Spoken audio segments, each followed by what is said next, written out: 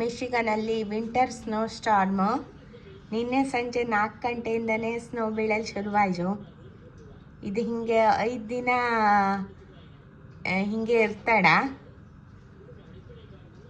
ಈಗ ಹೊರಗಡೆ -3 ಡಿಗ್ರಿ ಇದ್ದು, ಮಂಗಳವಾರ ಆಗೋವಷ್ಟರಲ್ಲಿ -15 ಡಿಗ್ರಿ ಹೋಗ್ತೋಳು ಹೇಳಿದ್ದ. ನೋಡಿ ನಮ್ಮನೆ ಮುಂದಿನ ರಸ್ತೆ ಎಲ್ಲ ಮುಚ್ಚೋಯ್ದು. ಫೂಟ್ ಗಟ್ಟಲೆ ಸ್ನೋ ಬಿಜ್ಜು ನೋಡಿ.